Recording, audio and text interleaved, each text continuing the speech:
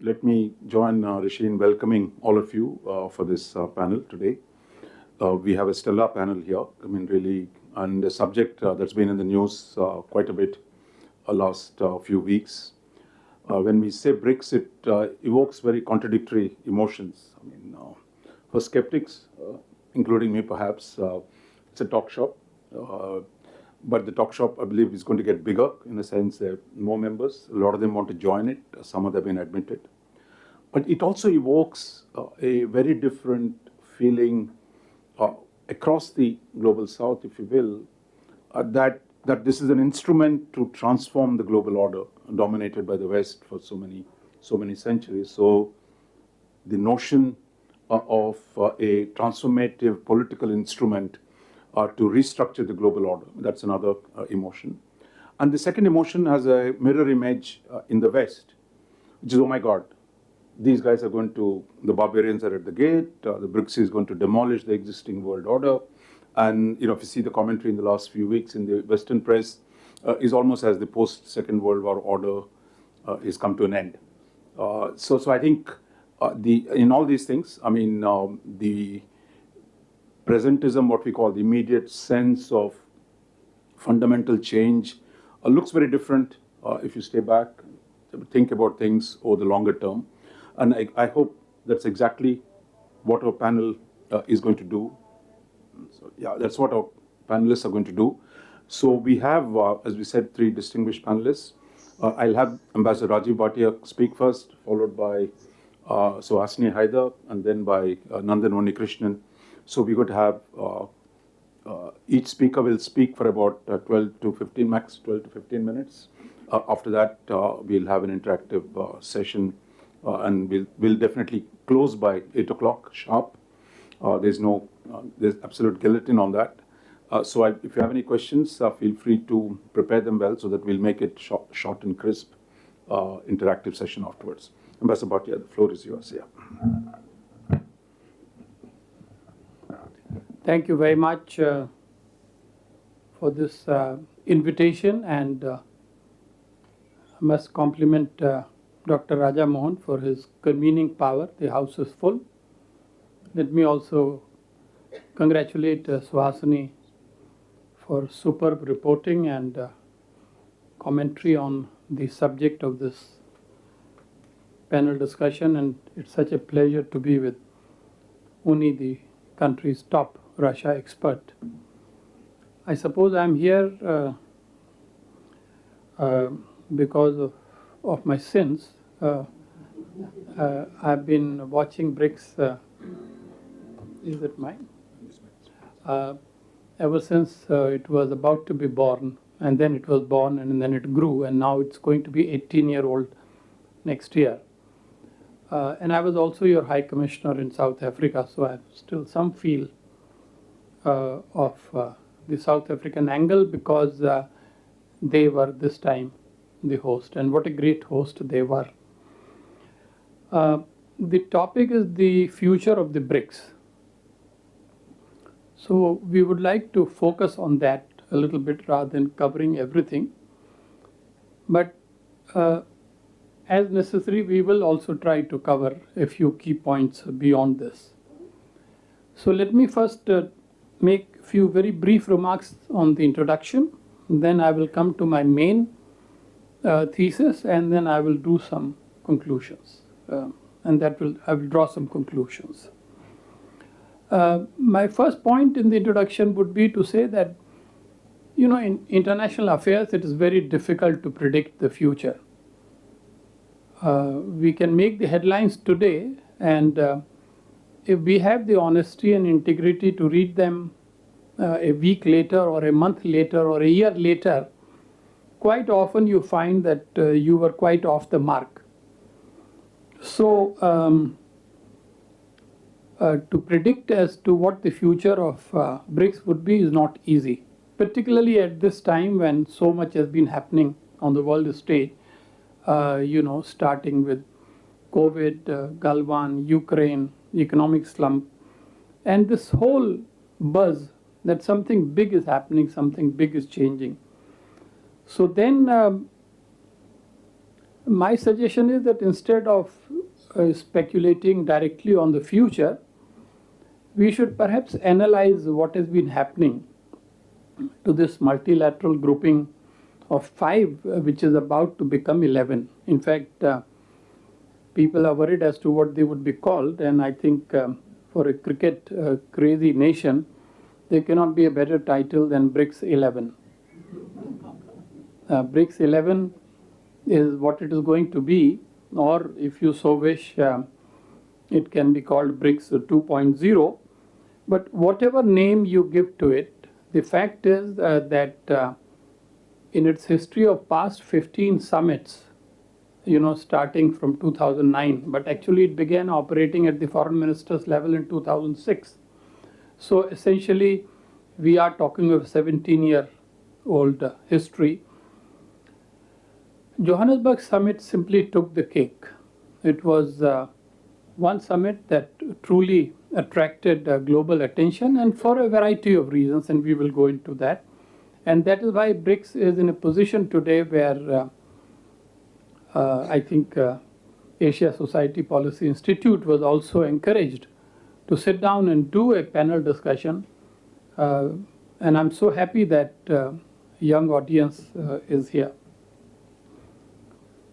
So let me first now coming to the main content to talk a little bit about the background. The very fact that almost every year this organization holds the summit is important. It's never easy for 5 leaders to get together on a given day or 2 days in a year, from different continents. But they all attended the summits. The last 3 summits, of course, as you know, were on virtual basis, but this was the first physical summit, even though it was 5-1. President Putin did not come, and you all know the reason for it.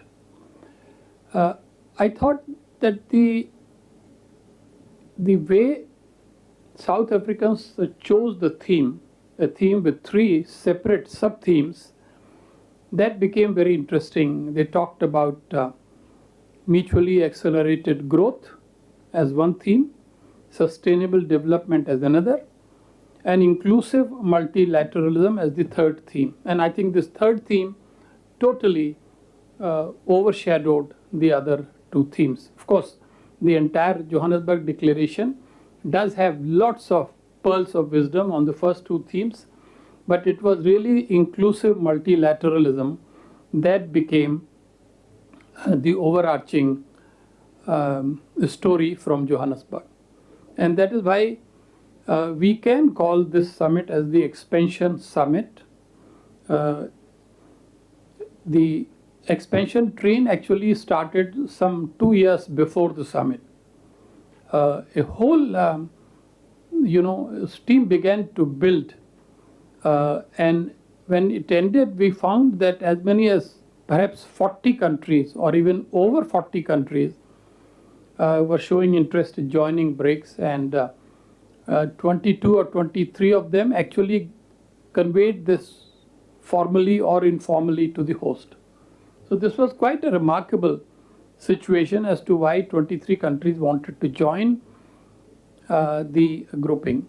Let us be very clear. I mean, I'll come in the end to explain as to where I stand on the first remark that Dr. Raja Mohan made, skeptics or supporter or whatever. But the fact is that the inside view of BRICS was that we were doing well, but not so well.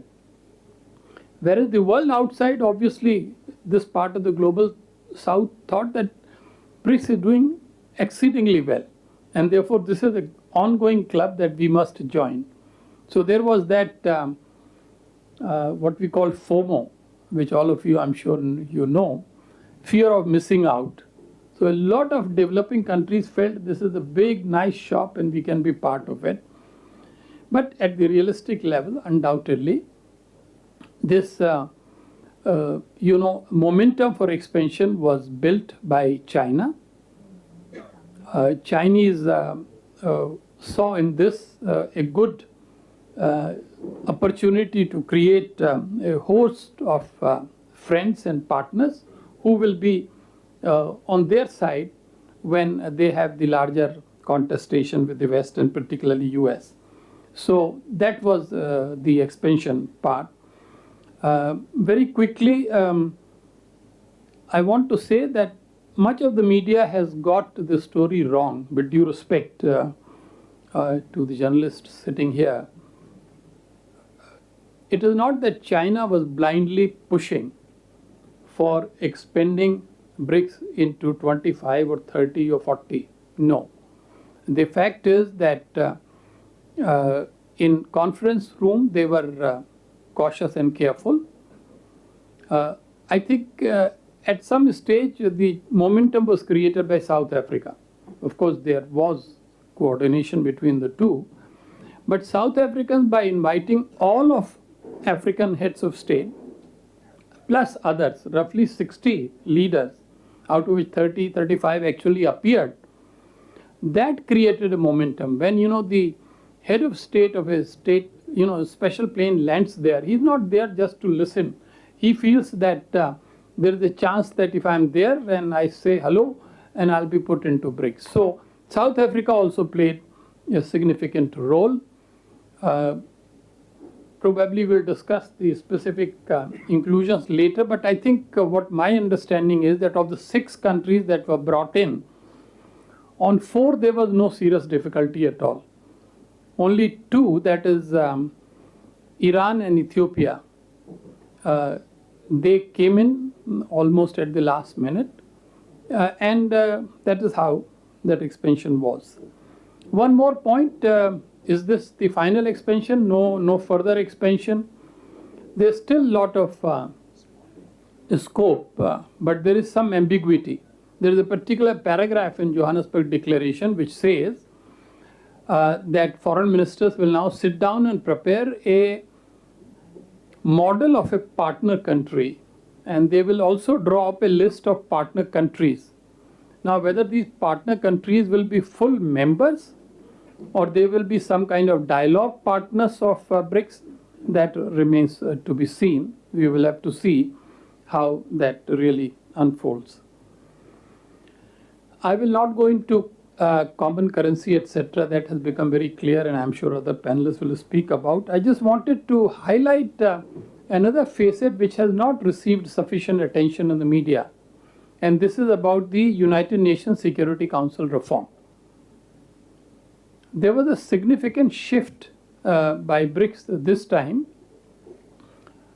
because for the last 10 years or more, there was one standard paragraph which used to be inserted into every summit's declaration, which was very patronizing, which essentially would say China and Russia support the ambition of India, Brazil, South Africa to play a bigger role in international affairs.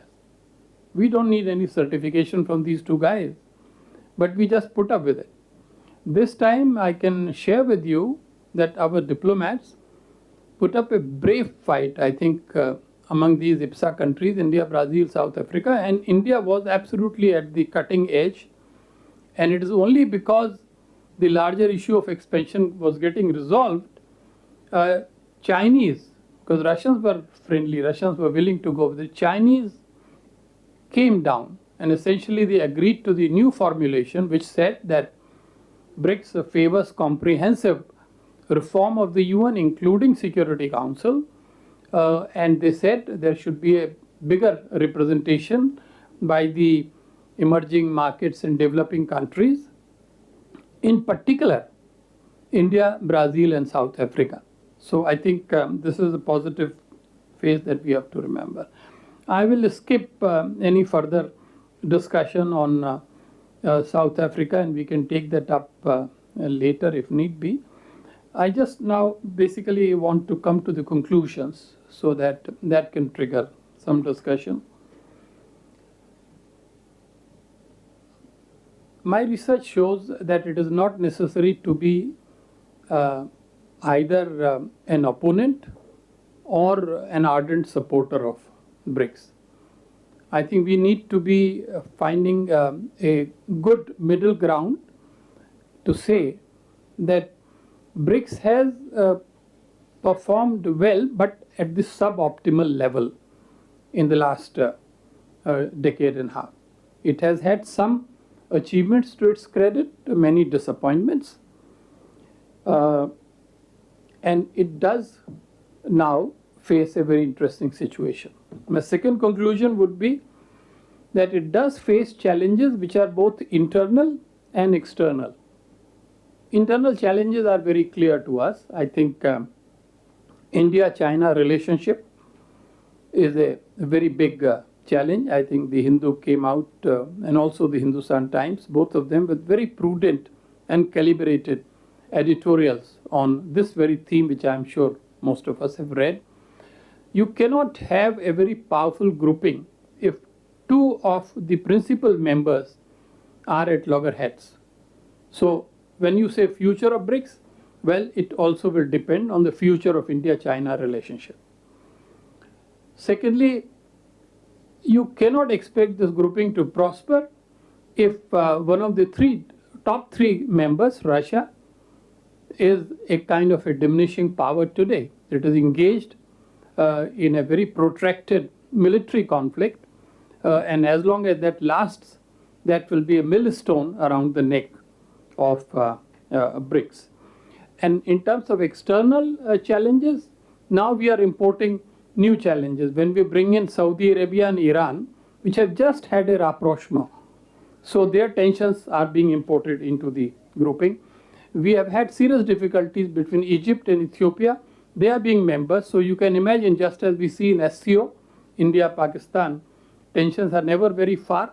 The same thing will happen here. And of course, on top of that, the larger economic and political environment of the geopolitics today, that will also be a challenge. So my third and last conclusion is there is a big debate whether BRICS is going to be anti-Western or whether it is going to be an alternative to the Western approach on global order. That is, to put it simply, anti-Western or non-Western. It is possible that in the short term, Russia and China in particular would want it to be anti-Western. But I think it's very clear that New Delhi's view would be to make it a non-Western grouping with much support from some of the new members which are coming. So you in short have a situation where BRICS 11, how will it perform in the coming years will depend fundamentally on its own unity of purpose and coherence internally, and how it manages some of the pressing challenges that the world faces today. Thank you very much. Thank you, Ambassador Bhatia, for that very precise and clear presentation. Suhasini, the floor is yours. Thank you. And Ambassador Bhatia, I'd only say before they get into the naming, BRICS 11 may be a problem if it's written in Roman numerals because it may be mistaken for China's president, which is not necessarily where we'd like to see it. So we are at an interesting point because I feel like we reach this point every year after the BRICS Summit because suddenly there's this spotlight, suddenly there's this focus on where BRICS is headed. And normally, at least for the last 13 years, 14 years, we've been moving on very quickly. As Ambassador Bhatia put it, this BRICS was different. It is not normal or ordinary for an organization of 5 strong players to decide overnight to more than double themselves. Normally, you see the SCO, for example, if there are, 10 players there, they'll take 1 at a time. Iran was the only one that was taken in this year. And instead, you have this situation where 5 members decide to, rapidly just double over and also make it clear that there are 40 countries in all that have applied, and this is only the first phase.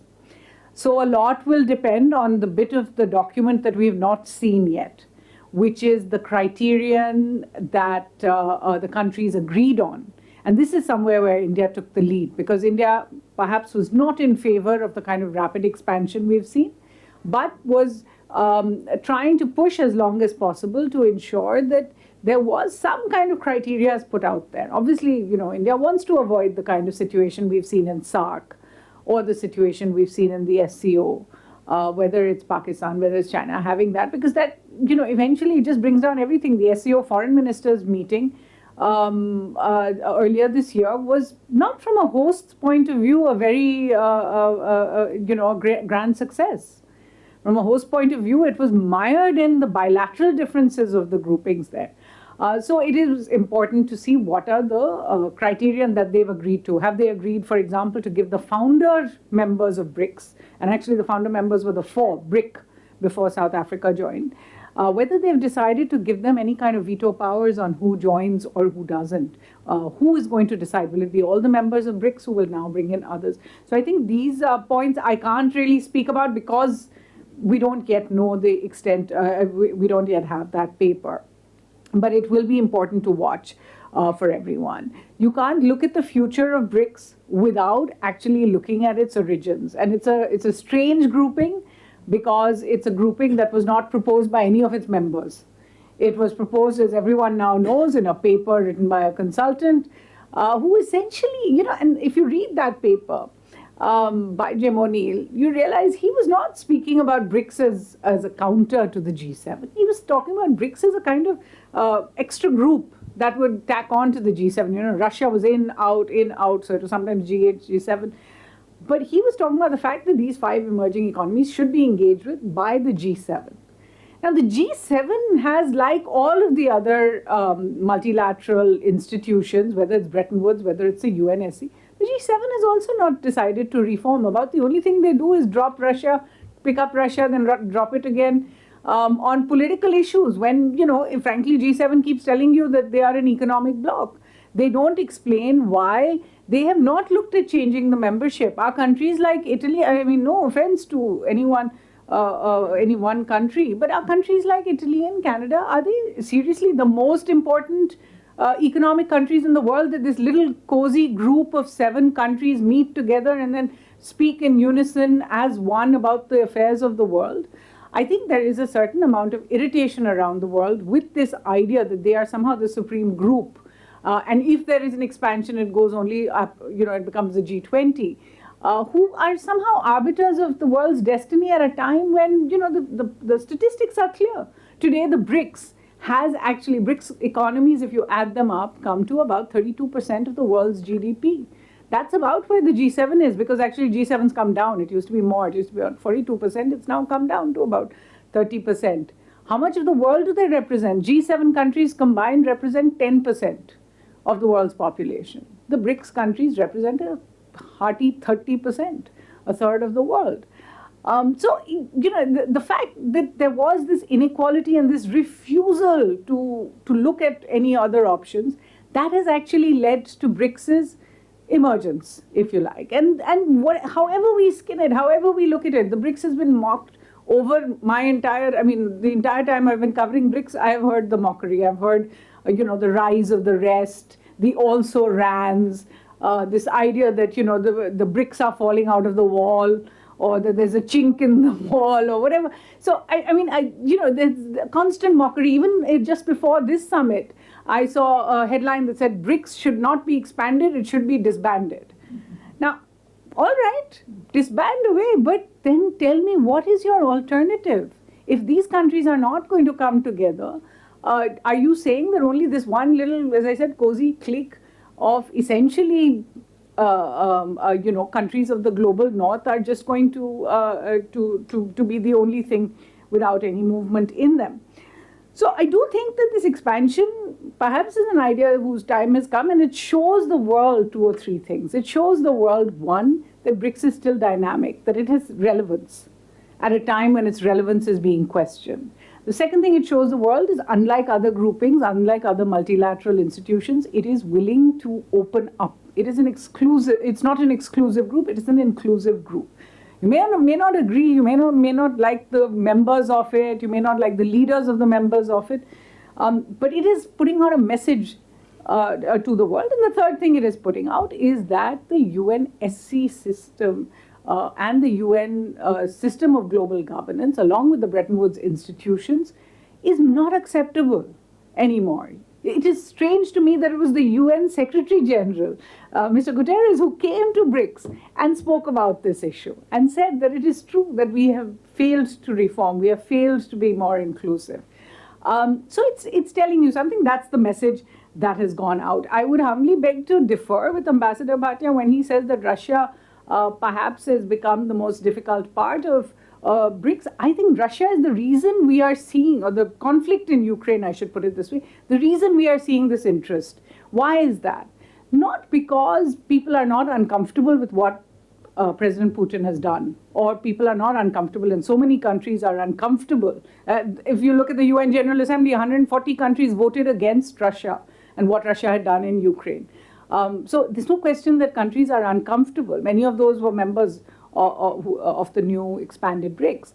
But that they are equally, or at least in substantial amount, uncomfortable with how Western countries reacted, where they proceeded to dismantle all understanding of this kind of global governance by putting unilateral sanctions that were put there by the United States and the European Union. Essentially what they were saying is, we don't really care about the United Nations anymore. First, Mr. Putin did it by actually announcing the invasion in the middle of a UN Security Council meeting.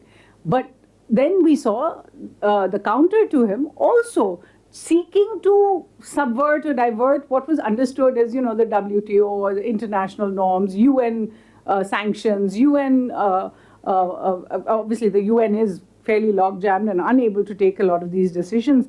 But it meant that everyone was somehow, and everyone who's reeling from COVID, who's reeling from the economic distress in the world, is somehow being told to choose. Choose where you get your supplies from, because now these companies that work there, all our companies working in Russia, will shut down. What does that mean? That tomorrow when there's another country that runs, up against this Western coalition, if you like, or the G7, then they too can face the same thing, that all the companies will pull out, that you'll basically reverse the whole ideas of that brought globalization to the fore. So a lot of the countries that have joined BRICS today are countries that have really seen that and gotten a bit worried about it and do see a purpose in BRICS. As far as BRICS' future goes, I would say that the economic future is what we should look most closely at. BRICS has not been completely irrelevant. It has, after all, put up something called the New Development Bank, which I think already has funded about 96 projects in the global south. It is now seen as a credible institution that BRICS has been able to put together. It does have a contingency reserve arrangement that continues. It hasn't been used as much, but it is over there. Now we look at the idea of common currency, which I don't think even, I don't know why the Western press sort of built this up as a great, sort of scarecrow and then put it down by saying there's going to be this common currency, de-dollarization, and then said, oh, it failed to have a common currency. About a month ago, they had made it very clear that President Lula had discussed this in China. He had spoken openly about it. The Iranian president has spoken openly about it. BRICS has not. BRICS is talking about essentially increasing intra-BRICS trade, increasing the use of national currencies within BRICS. And yes, this can lead to an alternative to the existing system if you allow a basket of currencies that the BRICS countries represent to become the area of trade. And I think, as I said, the third place is to see that future sanctions, economic sanctions, people will have to think very, very, very hard before doing this kind of future sanctions against countries. Because here you have a BRICS, you have in it Russia, you have in it Iran, two of the most sanctioned countries by the West, and yet they're a part of this emerging grouping. Where are the fault lines? Where are the problems? I think, one, with rapid expansion of any club, you have a problem. Because whether or not you like it, it is going to dilute everything that you have been discussing for 14 years. Suddenly it becomes this whole new group that you have to somehow take in all their views of. The second concern will be of it turning anti-Western. The third will be of a essentially economic grouping taking on strategic positions. Actually, it's gone backwards in South Africa. It's gone backwards in South Africa by dropping mention of Afghanistan. The UN paragraph, yes, is credible, but it's actually the exact same one you will remember, Ambassador Bhatia, as 2010. In 2010 only, they spoke about India and Brazil's aspirations. In those days, South Africa's aspirations were not there. So it's actually gone a little backwards in taking up political causes. And the Ukraine paragraph remains very anodyne. It's all about everyone's national positions being held. I think the worry of SWIFT payments, Russia and Iran are now out of the SWIFT system. So what are these other countries going to do if they discuss an intra-BRICS situation? And finally, when it comes to the contradictions within any organization, and you're just talking about India, China, Ethiopia and Egypt have the biggest water dispute going. In fact, right now they're in the middle of talks over it. Brazil and Argentina right now have good relations because of the change in government, but again, they can be at opposite ends, especially when it comes to important issues like climate change. Saudi Arabia and Iran, legend. I mean, this is the historical rivalry between the two. A new one between Saudi Arabia and the UAE. These can all cause problems, but you are looking at this new bloc bringing in energy as a very important component of BRICS. And I don't think you can, I think it was Mr. Lavrov who said energy will be the light of the BRICS kind of thing. Because 6 of the 10 of the world's biggest oil producers are now going to be members of the expanded BRICS. So I think what we're seeing is a huge shift in how we have understood BRICS. But if it remains true to its original principles, and those principles were negotiated in 2008, 2009, it does have the potential to remain a credible counter-narrative creator rather than perhaps an alternative to the current domination of the world economy. Thank you, Suhasini, for touching on all the key issues. Yeah. Nandan? Thank you, Raj, and thank you for inviting me to speak. Although you've put me in the unenviable position of trying to add something to 2 excellent presentations, which have covered virtually everything that can be said about BRICS today.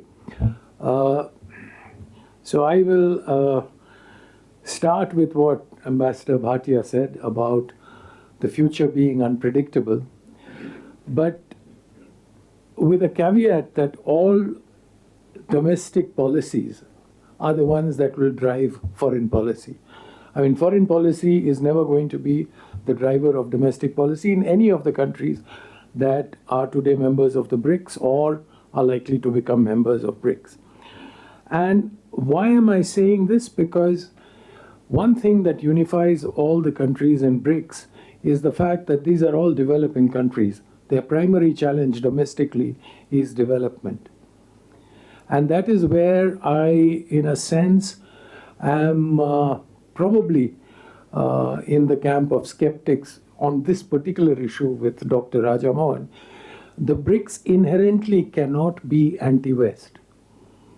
Because if you are looking at economic development as a country, the West is a natural partner for you. Yes, a certain amount can come from China, but essentially your development in this new age of climate change and everything, finance, technology, will all come from the West.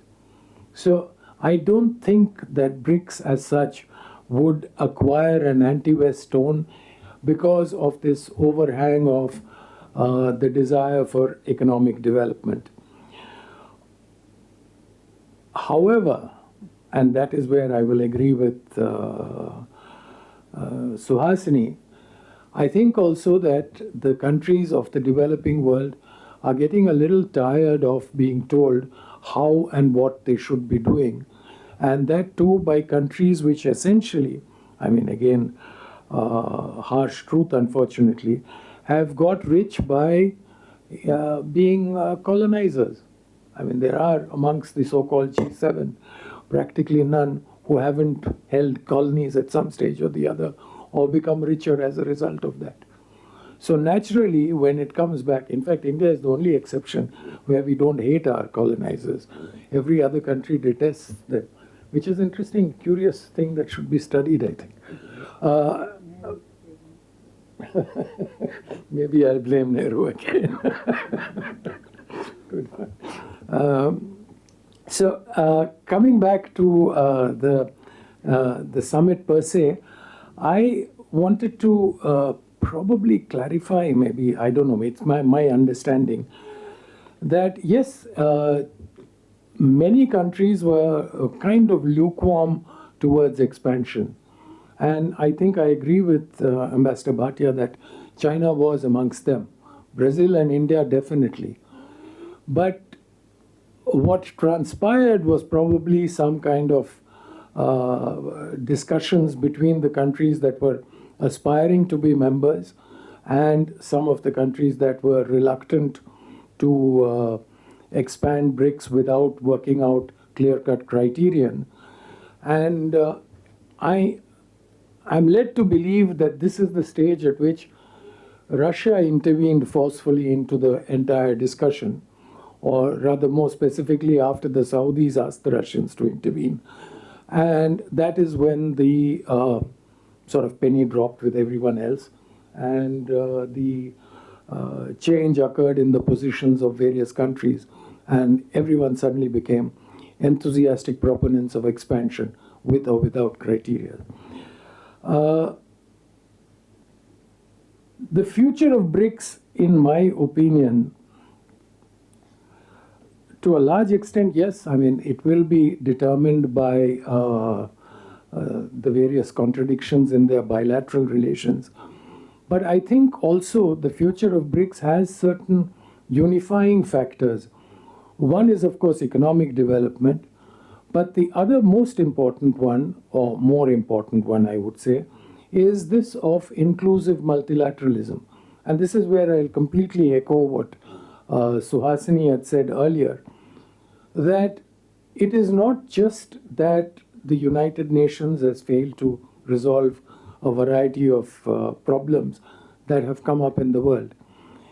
It is the view of the Global South that the prescriptions that have come down to us from the, if you want, the Western world or those who run the world, have failed to solve these problems because they have not taken into account certain specific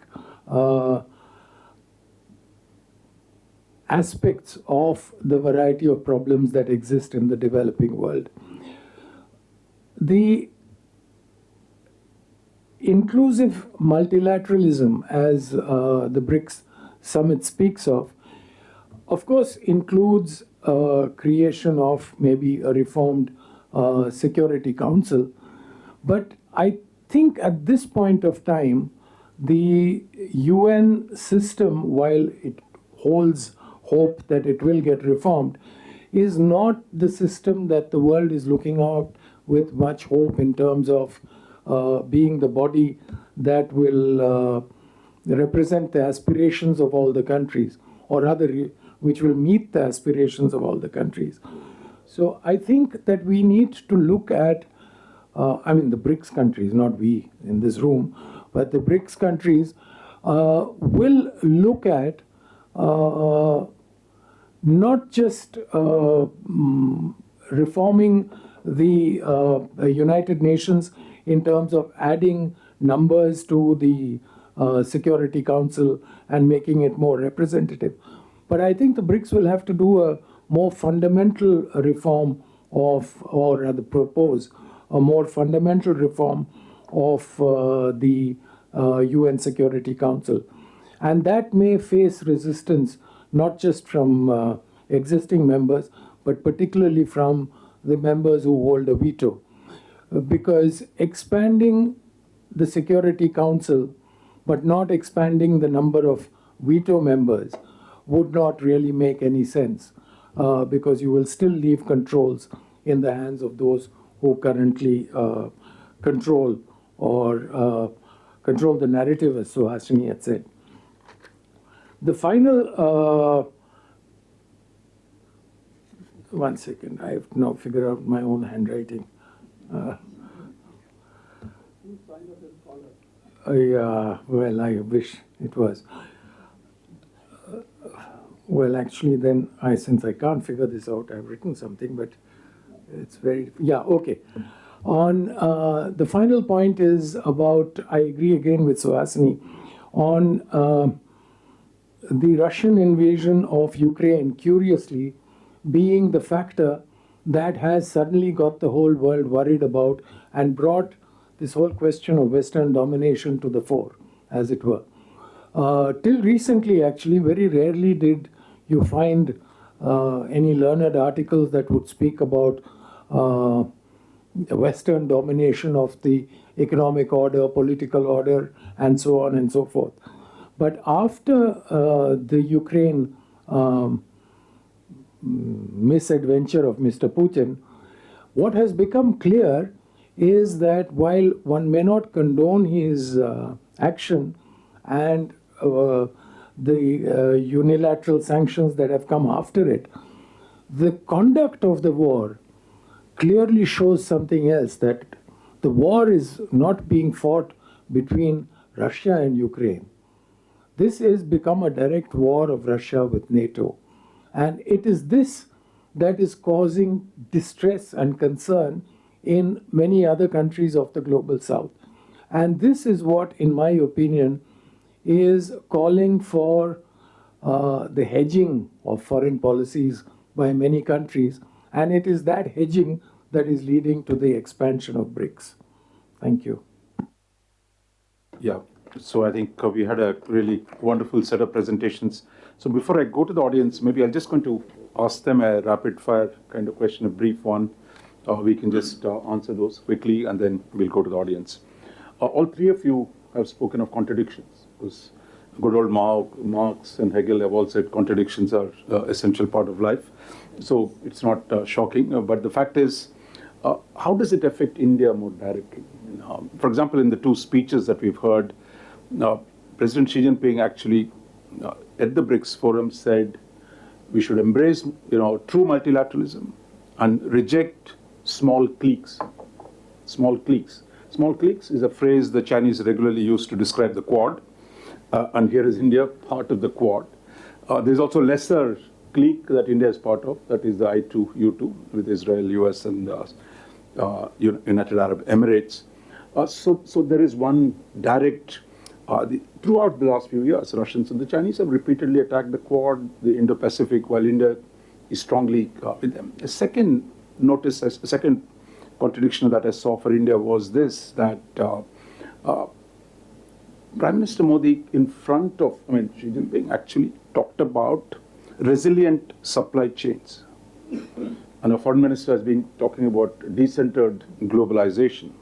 These are euphemisms for reducing economic exposure to China.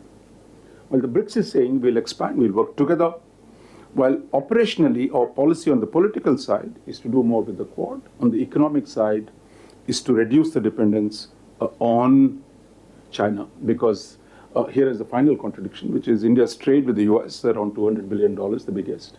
Our biggest trade deficit is with China, it's only close to $100 billion. So I think there are these problems. So specifically in relation to India, how do you see them managed? Briefly, a quick answer, and then we'll go to the audience. Nandan, to start with you. Well, one is India can't escape geography. So whether it likes it or not, India is a neighbor with China, with whom it has a reasonably hostile relationship. And whether India likes it or not, and whether India wants to be a member of the Quad, I2, U2, or SCO, or BRICS, or whatever, it will have to engage China bilaterally. The solution with China does not lie in any of these organizations, whether it's BRICS or Quad. The solution with China lies in our bilateral engagement with them. And our membership in all these bodies only strengthens our ability to hedge. On the bilateral as well. Well, the obvious one is that, organizations like BRICS give you the opportunity for leaders to meet as they did in Johannesburg. Whatever might have come out of that meeting, and certainly what we've seen is two completely contradictory readouts. But the fact was that was afforded by the fact that there was a BRICS summit and that President Xi and Prime Minister Modi chose to go to it, that Prime Minister Modi and President Xi walked out and spoke. So I think in so far as these organizations are concerned, it helps to be members in order to constantly deal with your bilateral issues as well. But these organizations, unlike some of the others, have made it very clear they want nothing to do with the bilaterals. They want nothing to do with political issues between two countries and even with regional issues, which is why actually the reason being given today for dropping Afghanistan was there was an actual conscious decision to not get into political issues. So I guess India will have to fight those battles and negotiate those battles on its own. I will just make the point that BRICS is a key part. It's not just one more choice for India whether to join or not. BRICS is a key part of India's foreign policy stance.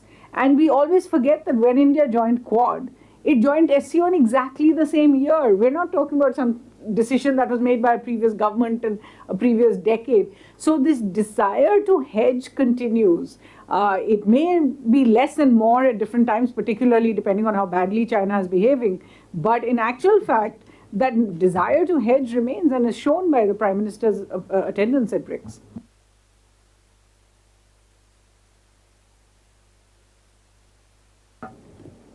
Thank you, Raja.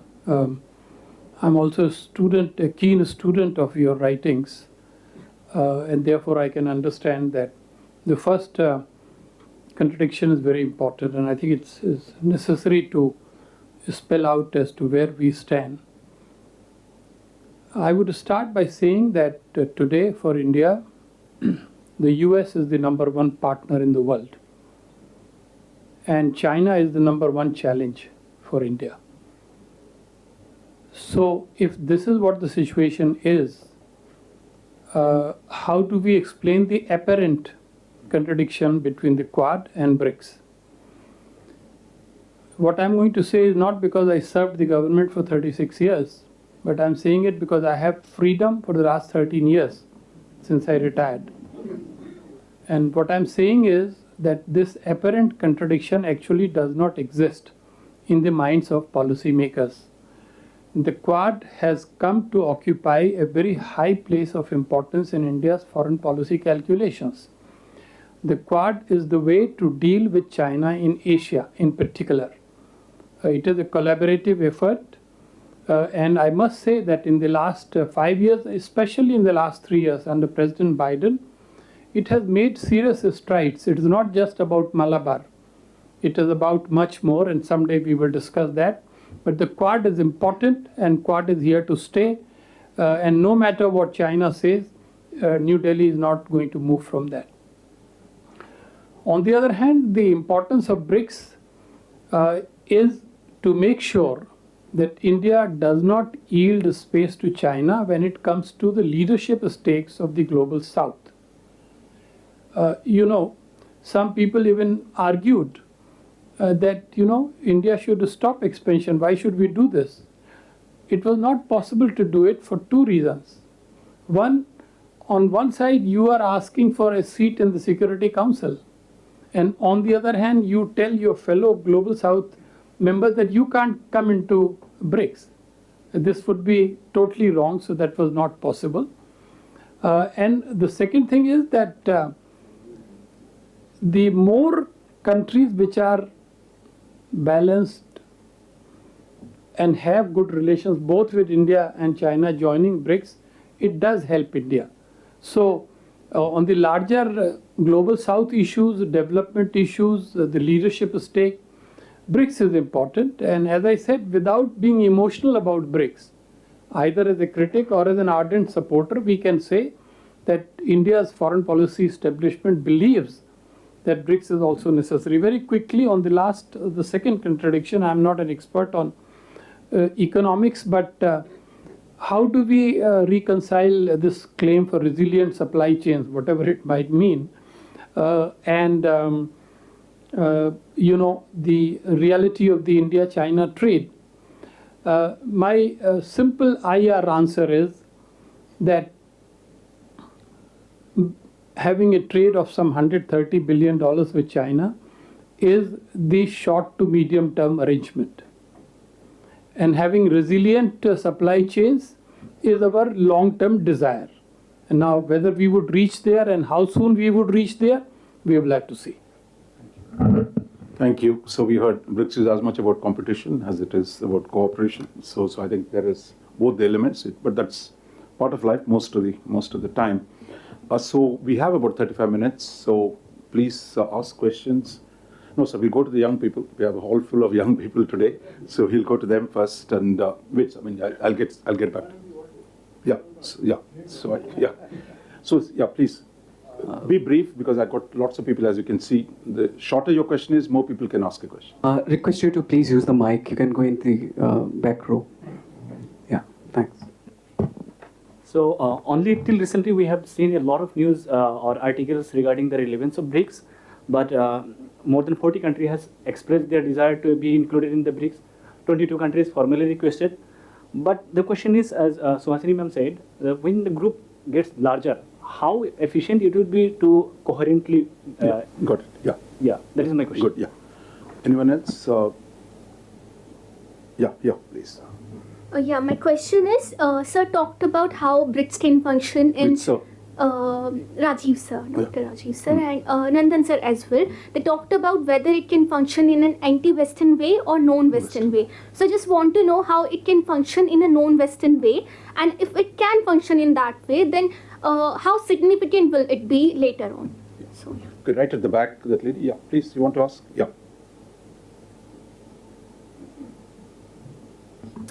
Thank you. I have a question for Ambassador Bhatia. I would like to ask how you see the prospects of BRICS acting a conflict mediator between the prospective newly joined countries, Ethiopia, Egypt, Saudi Arabia, Iran, to mention a few. Thank you. Good. I think we have 3 questions. Do you want to start? I'll be very brief.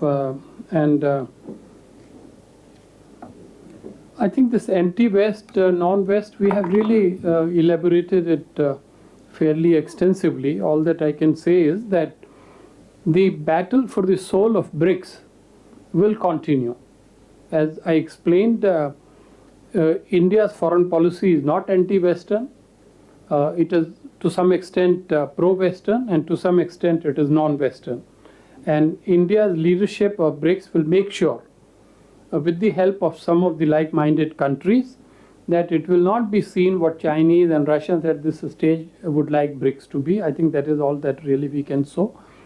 On the last question, I think I can share with you that on Argentina, Egypt, UAE, there was no discussion and difficulty at all as far as I can gather.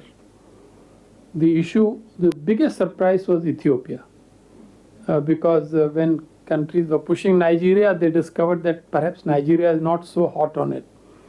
When they pushed Indonesia, they found Indonesia was not so hot on it.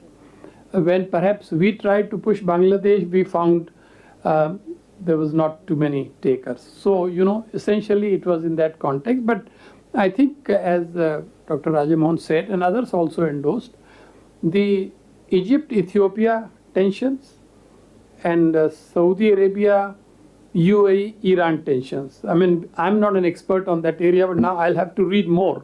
There's no choice, because you can't understand BRICS if you can't understand West Asia.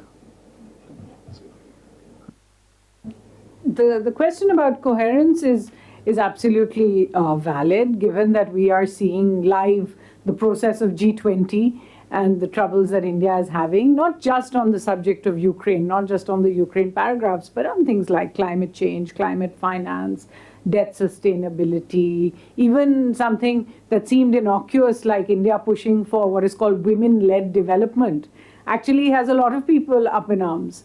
So we are seeing up close how difficult it can be. I think we may have more clues once BRICS actually puts out this idea of the criterion and the rules of the new membership. Because I do think, I'm not saying it in a facetious way, it is a very, very dramatic and rapid increase that was not thought about for a long time, although it was for the last year, since the Beijing Declaration, the idea of taking in new members has been tossed around between the BRICS leadership. But even until the BRICS FM's meeting, you couldn't say that it was going to be these 6 countries that were going to join. This means there's been a lot of last minute sort of back and forth. As Ambassador Bhatia said, some people were not that interested, having put in there. I think the most curious part was the number of people who said India fought hard to keep Pakistan out, but Pakistan is not even applied. In fact, I checked with the Pakistani diplomats in South Africa and I said, have you somewhere there applied in this group? And they said no. In fact, when they said it officially. So a lot of things have come out at the end. I think the criterion that has been agreed to will be very important in telling us how this is going to be managed over time, because BRICS right now has been surviving, without any kind of real secretariat and having a kind of rotating, hosting. But maybe we'll hear more about that. Very little to add, except on this issue of coherence. You've had bodies which have had more than 50, 60, 70 members. You had the non-aligned movement, you have the G77, you have United Nations. So I think the more voices, the more likely that you're going to look at a problem from all its aspects. You may not reach agreement on some issues. That's a fact of life. But you're likely to find better solutions to some others.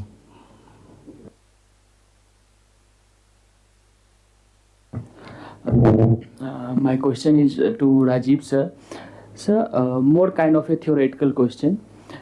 To what extent non-Western view remains non-Western? And my question is, at what point West will start taking the non-Western view as a anti-Western? How do they reconcile with this fact that non-Western remains non-Western and it doesn't turn into an anti-Western? At what point it starts taking? Yeah, got it. Yeah. Next to you. Yeah. So my question is BRICS an intermediate development? Because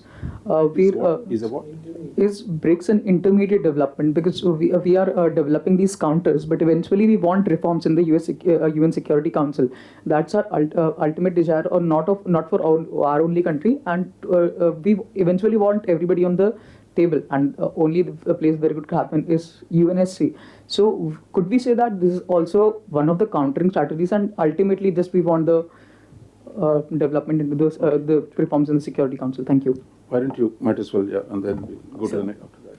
So my question is that even if we leave apart all the political and strategic calculation, how solid is the prospect for the BRICS to serve as a non-Western economic order building exercise? Because West has some very structural economic advantages that are hard to overcome. All the new added members are mostly commodity producers, and their leverage would go down if the commodity cycle goes down. And we have the analogy of the fate of new international economic order. So just that. Thank you. Somebody still remembers it. Yeah, it's great. Yeah. Yeah. Go ahead. You want to answer? I'll only take the first question, and I think, but there's an interesting question. At what stage non-Western becomes anti-Western? I think the beauty of the eye, beauty lies in the beholder's eye. I think that is what it applies here. To my mind, India is not planning to be anti-Western.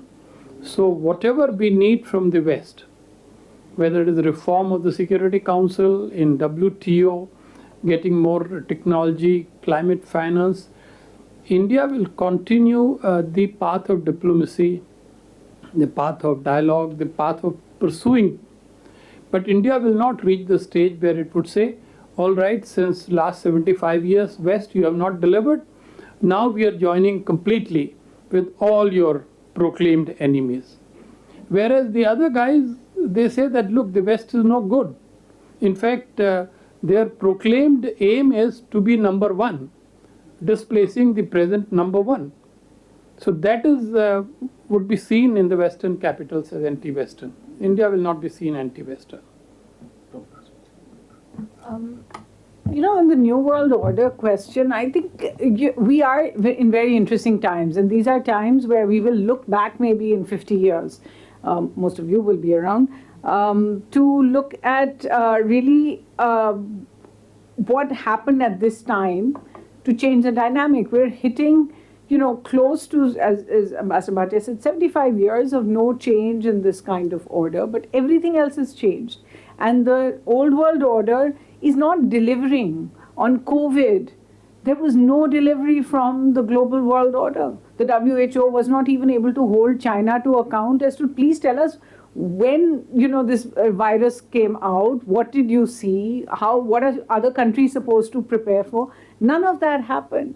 When you look at the economic situation in the world, you can see a kind of anti-globalization building and a regionalization of most of the world, except for South Asia. Most of the world now is doing more business intra-regionally than they are doing across the world. And if you look at the outcomes of the Russian war in Ukraine, as I said earlier, it is showing you that old world order is not either able to stop Russia, nor is it able to ensure that people stick to UN norms. Why is India not part of the sanctions? Because India does not accept unilateral sanctions. So I think you are looking at a time when people are looking around. What is going to replace this? As they say, the center cannot hold. So something is going to change. And therefore, what is going to replace it? And each of these organizations, maybe, there's one theory that says, forget all these organizations, forget all this, Quad and BRICS and NATO and this and that. It'll be 50-50-50. 50 countries will be a part of one coalition on one specific issue, like climate change or climate change finance or debt sustainability. 50 countries will be part of another coalition. I mean, very unworkable. And when you talk about coherence, that will be even more difficult. But we are getting to the point, as Nandan said, that we are looking at domestic policies first. And as a result, it's not possible for me to always accept this world order that has got this hierarchy. But, we're not comfortable with that. I think, increasingly I'm beginning to feel that this whole question of BRICS versus the West is the wrong way to see it. Whether we are part of BRICS or Quad or whatever it is, we can't escape this world. And the West is part of this world. So I would put it slightly differently, that this is not about being anti-Western or pro-Western or whatever. That none of the BRICS countries are really revolutionary. They are not looking at dismantling the world order. They are looking at evolving it to the next stage. So if you want, you can call us evolutionary, but definitely not revolutionary. And to drive that point home, let me give you an example out of what was mentioned here, sanctions and all. The country that most scrupulously adheres to the sanctions, apart from those that have imposed sanctions, is China. So China is the last member of BRICS that will actually take steps against the West, rhetoric notwithstanding. There'll be fire and brimstone, but the point is China's economic development is tied to the West in far greater way than many other countries. So I mean, final point I'm making is BRICS is an evolutionary group and it is not a revolutionary group. I think to make it a bit more interesting, I would like to disagree to some extent with Unni, because otherwise the audience will think that we are all, doctored. To say that all BRICS countries are not revolutionary is perhaps not correct. I think Mao is gone, but China has a revolutionary approach to the IR. When a country which was not even in top 5 has now reached the second spot and openly say that we want to be number 1. To Washington and Paris and London, it is revolutionary enough. And on top of that, look at their actions. They took over South China Sea and the world could not do anything. They keep threatening Taiwan day in and day out. And all that happens is the State Department issues statements. They came and troubled India. For the last 3 years, our government is trying hard. They have refused to, do the accommodation. So these guys, I'm afraid, cannot be bracketed with other countries which truly believe that, whatever limited resources we have, we want to put on development rather than on conflict and war. I think we should be clear about it. Yeah, this is a lady at the back. Yeah, there, ma'am. No, just I'll come back. I'm going to ask. Yeah, I belong to that. So thank you very much. We are here. Don't worry, we will answer all. I want to build on the question of coherence. And my question goes towards decision-making mechanisms and governance mechanisms. I mean, as much as one can criticize the UN, it is the only grouping which has governance and decision-making mechanisms. I mean, none of the others, G20, BRICS, or whoever you name it, has relevant decision-making mechanisms. And effectiveness depends on that. So how much do you think the rules which we are awaiting for enlargement or any other decisions develop in a way of an inclusive, whatever you name it, decision-making mechanism which could really fill the gap which you feel in the UN Security Council or in the UN proceedings? Thank you, ma'am. So, you're the senior most citizens.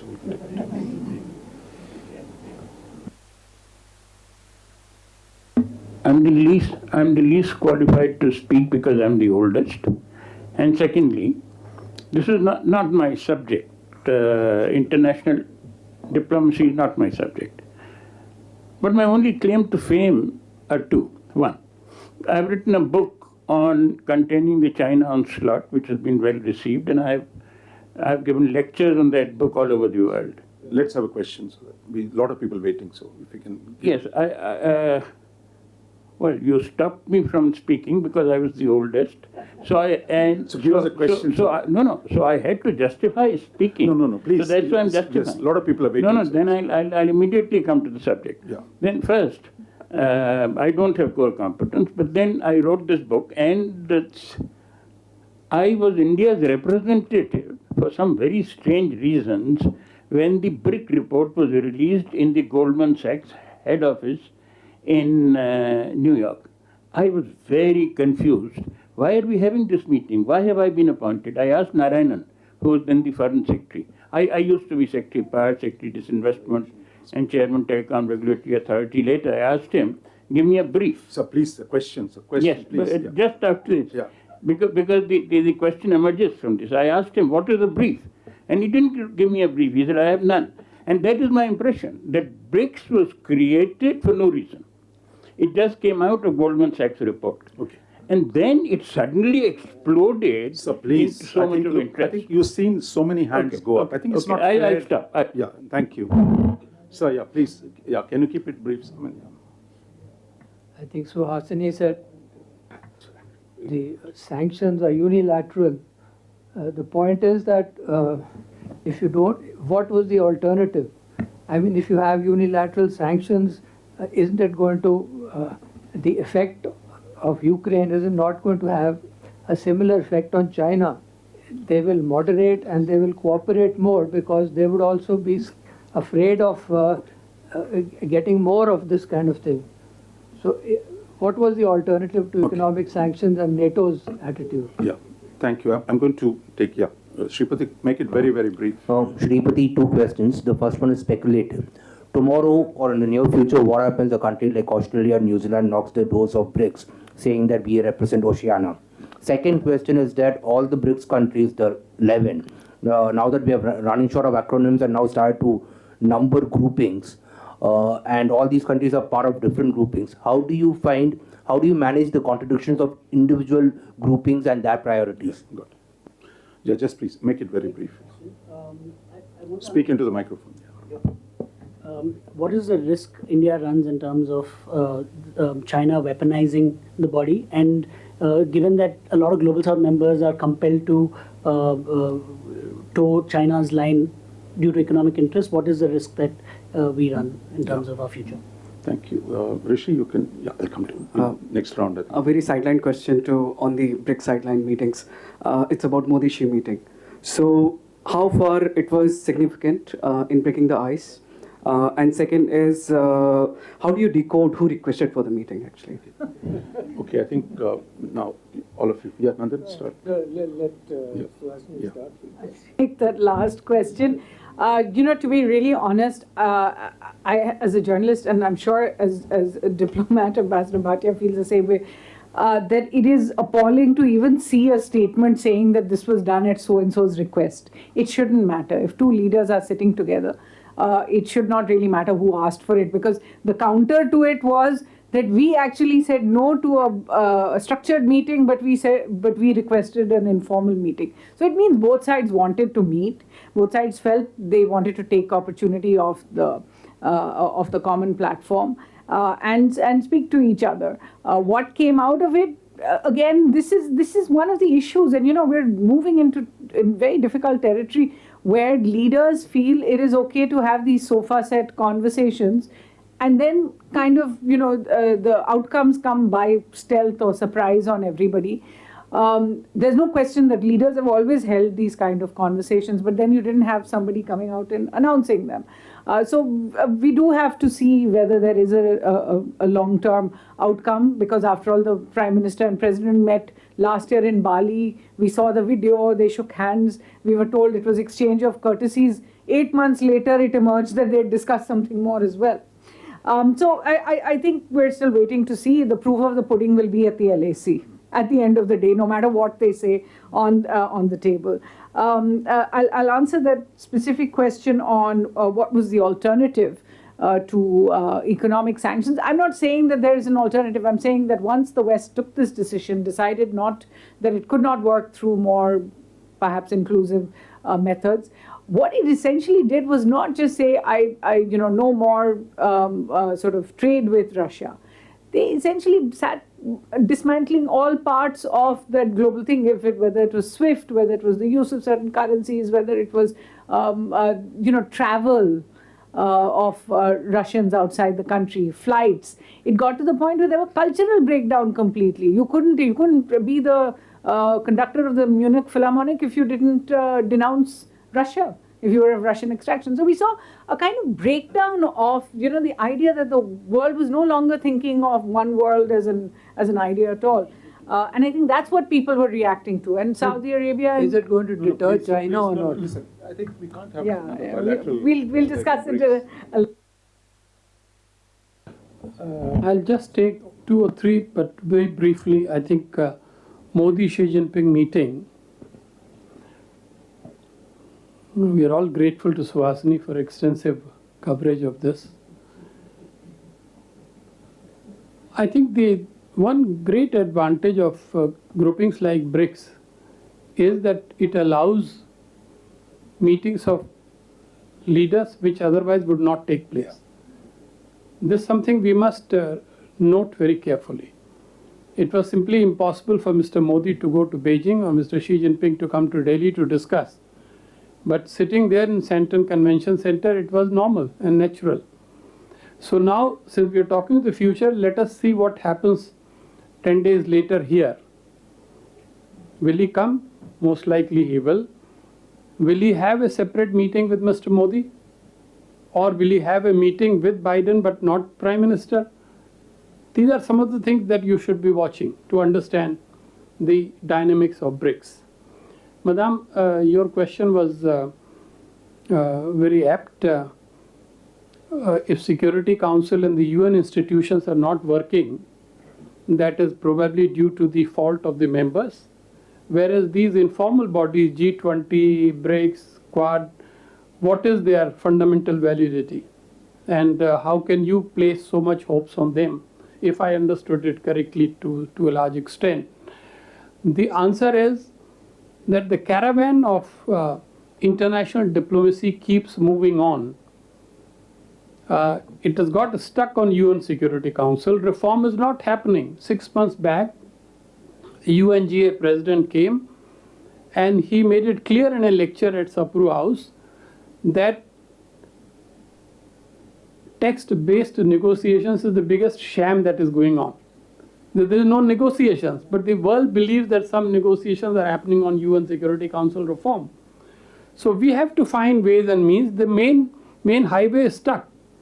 So do we not take sideways to get to our destination? That is my last point, since I missed it in the intervention. If you'll just give me a minute or two to introduce a new facet, and this is about South Africa.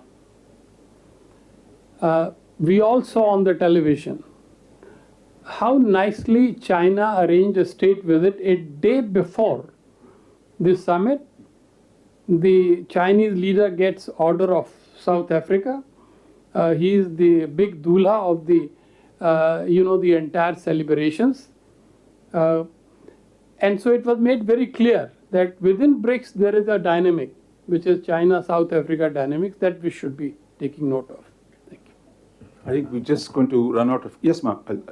We'll just take one last round of questions. I'm sure we're not going to be able to meet all the requests. Yeah, I'll come to our last. And one question from you, next from you. And, briefly. So my question is, why do so many countries want to join BRICS? Because as the panelists have already mentioned, BRICS hasn't had many achievements over the years. So is it just the fear of sanctions? What exactly is it? What tangible benefits do these countries look from BRICS? Yeah, please. Sir मेरा question है, जैसे कि second world war के बाद जो भी institution waste ने create किया, यूनाइटेड नेशन हो, नाटो हो, तो वहाँ पे यूएस का डोमिनेंस है, यूएस का हेजेमनी है. तो जैसे ब्रिक्स अभी एक इंस्टीट्यूशन के रूप में, एक अल्टरनेटिव के रूप में, ग्लोबल साउथ का एक G7 के रूप में जो डेवलप हो रहा है, तो हम चाइना की हेजेमनी को कैसे काउंटर करेंगे? इंडिया चाइना हेजेमनी को इनसाइड द ब्रिक्स कैसे काउंटर करेगा? मैम, या please. Please keep it brief. Huh? Yeah, very brief. I actually am very concerned about the monetary part of how BRICS is going to manage, because we've seen how SARC has almost been disbanded. In Paro, we had the SARC Bank. Nothing happened. It's now almost wound up. Now we have the Shanghai BRICS Bank in Shanghai. How do you think China is going to take that the Prime Minister had promised in trade with the Arab countries, that we will trade in rupees? You think China is going to forget about yuan coming into the picture? Thank you. You wanted brief comment? Yeah, please. Okay. Yeah, brief. On Suhasini's presentation, you mentioned that there was a lot of anger on the G7 and how it is sort of determining the decision making. But I think that just the G7 within itself, because there is so much coherence in how they think and they act, there is the space for them to develop the norms within themselves, and then they sort of use that to make sure that that sort of percolates down in other places. This is something that BRICS has not been able to come through together with, because there is no clarity on what it does. And the other comment was on the direct war that Dr. Nandan mentioned on between Russia and NATO. I don't think we've reached there yet, but still, thanks. Okay, I think I'll have two more here, and then we'll close. My apologies to everyone else. Yeah. So this question is for everyone. Yeah. I just wanted to know what you think should be the 2030 vision for BRICS, what it wants to achieve by 2030, let's say. And together, yeah, sir, yeah, this is absolutely the last question. Sir, my question is that, China is not having so goodwill around the world. And Russia has also lost its some sort of forte in Ukraine war because being called aggressor. So when we meet the two, our goodwill appears to be much better. So how far we can take the the swing to the global level? Thank you. And then we'll start with you. Last time I missed you. My apologies for that. No. So we can also make any final comments so that we close with this round. Okay. One comment on sanctions, I mean, this is partly the earlier round also, is that, if there were no sanctions, this war in Ukraine would be a small little war in Europe. It is the sanctions that have made it into literally a world-affecting war. So that is point number one that I'd like to make. Point number two I'd like to make is, this is relevant to Western hegemony. And of course, I respectfully differ with Ambassador Bhatia, but that's for our debate subsequently. You know, that there is Western hegemony, I think, is clearly established. We are not going to argue about it. But there is also talk about Chinese hegemony. Now, if you evolve criteria of what constitutes Western hegemony, and you apply those criteria to China, China is several decades away from being a hegemon. It may, in some bilateral relations, have the power, let's say like it did in Sri Lanka and some other countries, to enforce certain things. But a global hegemon, I don't visualize it. Part of Western hegemony is the cultural hegemony they have. We all love Hollywood, Bollywood, Netflix, whatever, whatever. So I don't think there is, at this point of time, this great danger of Chinese hegemony looming in front of us. On the question of Russia's war with NATO was mentioned. Well, effectively, I agree with you that NATO troops are not involved, but effectively all other stuff is NATO. And finally, I would like to point out that, you know, this whole curious interpretation that Putin did not go to South Africa because he was worried that he would be arrested, and the South Africans were worried about what it would cause and all that. But I think somebody has to look at it slightly differently. What would the world say if Putin went and was not arrested? Which is what would have happened. The South Africans would not have arrested Putin if he arrived. He saved the South Africans a huge amount of embarrassment. You know, so it's a two-way process. So there is one narrative which comes to us from New York Times, Washington Post, all that. But the fact is we need to be looking at it a little bit more critically. And the final point is, I mean, I know it's history and many of you would not remember it, but Russia is far more revered on the African continent than any other power because it was part of the national liberation movements there. And that is something that we in India tend to forget. To the gentleman who asked why do people want to join BRICS even though I actually never said that they do not have much to show for it. I think in fact BRICS compared to a lot of other multilateral organizations has gotten around to a number of things that actually are tangible, you know. So whether you're looking at the New Development Bank and that is something that is seen as a success, or the contingency reserve arrangement, or in fact the R&D center for vaccines that was originally for COVID but now is expanding. You've seen a number of things that BRICS countries are thinking about at all times. It's not necessary that they come out with, you know, as you said, they're all on the same page, so they come out with these grand statements. I think the idea is, as I said, it's a counter-narrative creator. And that is an important job in the world. Otherwise, you will deal with the, I'm sorry to use the term, but the hegemony of the G7 as well. They have a way of ensuring, even when they come for this G20, for example, if they don't find that, you know, there's enough focus being put on the Ukraine situation, they'll have their own meeting in the middle of G20, as they did with Indonesia, and then you know, took over almost the goings on over there. And the final one I did want to answer was an earlier one on the coherence factor and whether these criterion are actually going to give us an idea of how they will work together. I think we should hope that they are not looking to be decision makers like NATO or the UNSC. I think the idea with the BRICS countries is a kind of, you know, we can discuss this. It's not we're going to discuss everything but this kind of thing. So in terms of decision making, as it were, the only decisions they have to make is whether or not to cooperate on certain issues. And the issues of the future, I can assure you, are going to affect countries that see themselves in a certain category, developing very differently. You see it in the G20. Everyone may know where everyone stands on Ukraine, but they are differing when it comes to digital inclusion, when it comes to, there's such a gap on digital inclusion between the developing world that wants to do more and the developed world that's really worried about privacy. There's so much gap on climate change finance, on debt sustainability, that I think it's about whether they decide to cooperate on certain issues together, and so far they have been able to do that. Yeah, very briefly, three questions that drew my attention. The most fascinating is how do you counter China's hegemony in BRICS?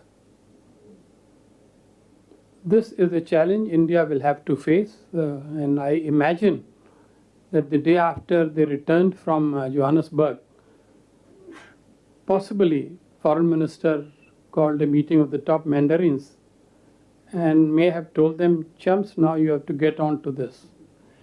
And how do you do it? First, you have to start safeguarding and consolidating your relationship with Russia. You'll have to go back to the design board to see how you can further impart momentum to the relationship with South Africa. And luckily, the next 5 which are coming in, they are mostly your strategic partners, but that doesn't mean that you ignore them, you start working on them. I think that is the only way to make sure that China does not run with the whole thing. Suhasini has so beautifully answered why states want to join. My answer, additional supplementary point is, when in this town, Delhi Gymkhana Club or IIC opens its membership, there is a stampede of applications. I think the word has gone around in the world that BRICS is open for membership. So never mind the reasons. First get in, then we will see what to do with the membership. And my last point is 2030 vision for BRICS. This is a great idea. And I think if BRICS governments are listening, they should think of setting up an eminent persons group, EPG, to start working on this, because the next 4 or 5 years are going to be crucial in the history of BRICS. Thank you. I think all of you will agree with me that we've had a really wonderful. Look, I think it's leave the privilege of the speakers, right, to answer all questions. So let's, 8 o'clock I promised we'll close this. I said, look, this is one of the more interesting discussions on BRICS that we've had. There's been so much written in the last few days, both in the Indian media, international media. This is probably one of the more nuanced, not just because we're all here with the speakers, but I would certainly say this has certainly been one of the more nuanced discussions. At least 4 or 5 broad, ways in which we frame the discussion. I think that's what made it very refreshing. Evolution versus revolution. Is it anti-Western versus non-Western? The internal contradictions within the BRICS versus contradictions between BRICS and the external world. Whether it's a talking shop or does it have the power to enforce? I mean, that issue too came up. And then the bilateral versus multilateral, those set of issues have also come. So I think someone here pointed out, one of the younger colleagues, about the new international economic order. In fact, this morning I was reading the non-aligned declaration of 1979, 245 pages. So, already BRICS is getting there with 94 paragraphs. I mean, so you need enormous resilience, as we say, to go through these declarations. But my sense is, I think why I'm reminding that the kind of sweeping sense of change that here we are, and partly meeting in Cuba, in Havana, the sense that, look, we're going to change the world order. Because there was a reason for that, because in South Africa, Southern Africa, Russian-backed revolutions had succeeded against the Western-backed regimes. So there was a sense, finally, you are at a fundamental, US was licking its wounds from the defeat in Vietnam. So it looked like US was on the decline, Russia was on the rise. Here, we're going to turn the world upside down. But within 2 years, right, from 1980, the return of Reagan, you saw how quickly the world situation turned once again in Western favor. Russia went on the defensive. and disappeared. Soviet Union disappeared by 1991, and many countries in the developing world which signed on to the Cuba Declaration were actually collaborating with the West, New Washington Consensus, liberalization, globalization. So I think history has a way of, the aspirations that you might have, or the kind of sweeping ambitions that you might have, but the way the history turns will be more complex. But if it is not, we'll all be out of business. That we can have a robo which says, look, this is where the world is headed, guys, everybody goes home. But I think this is where I think we are at a very critical juncture, as we were in 79. And I think important thing is to balance skepticism, because we've seen this movie before. So it's not that the rhetoric you see is the first time, that there have been series of moments where the idea that you can bring fundamental changes takes place. But at the same time, if you're only cynical and don't have a sense of vision, a sense of what you want to build in this world, that will be utterly futile. So I think that's where, in real world politics, an analysis at least, must be skeptical, but at the same time, it also must be about building a new world. That's where I think the challenges are. And my sense is, if you believe change is the only thing that is inevitable in this world, change will happen. The question how that plays out. And within this, I think, a growing India, a rising India will have a big role. And within that, the kind of various multilateral collaborative forms that it takes will all have a powerful impact. So I'll stop here, and before that, I want to apologize for those we've not been able to give a chance to ask questions. My particular apologies for senior citizens, because we went to the younger people. I think there are a lot of them today. Thank you all for coming here, and please join me in thanking our three speakers here.